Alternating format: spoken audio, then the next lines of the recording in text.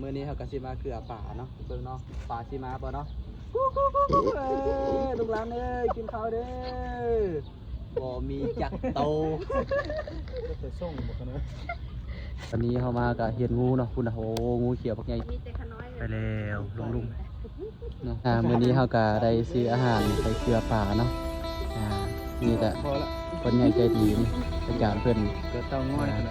เกลือเก้าน้อยบ่เนาะนี่เต่างอยอยู่นี่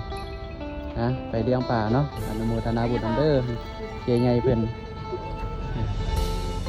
คืออาหารเลี้ยงเข้าไปเกลือป่าทั้งกันเนาะ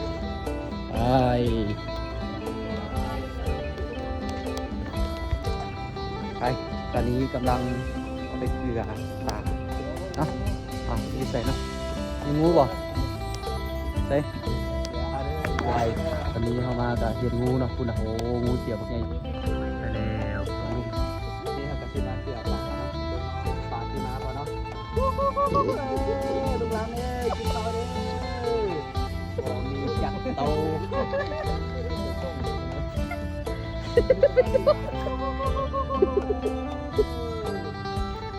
ูกหลานเอ้ยกินข้าวเด้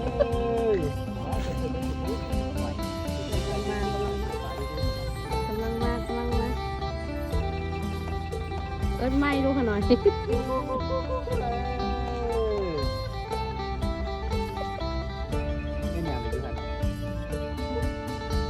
เอาไปเห็นจากตัว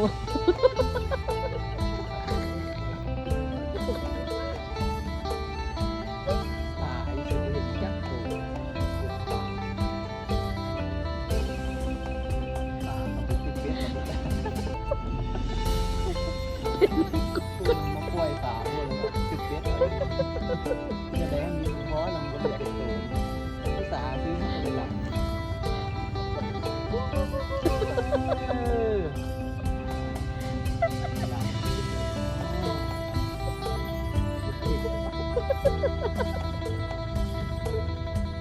อย่าทนกุ๊กไก่มือมา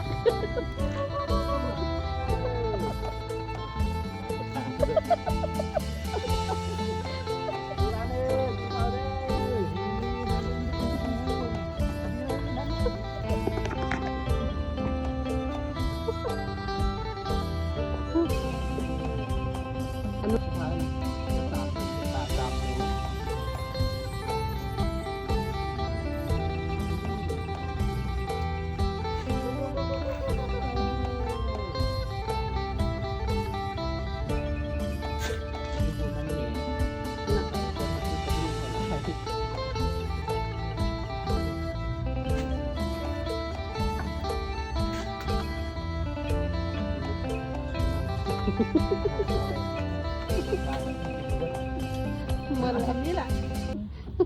เป็นอะไรเห็นปลาลายอยู่บ่เห็นปลา3 ตัวก็3 ตัว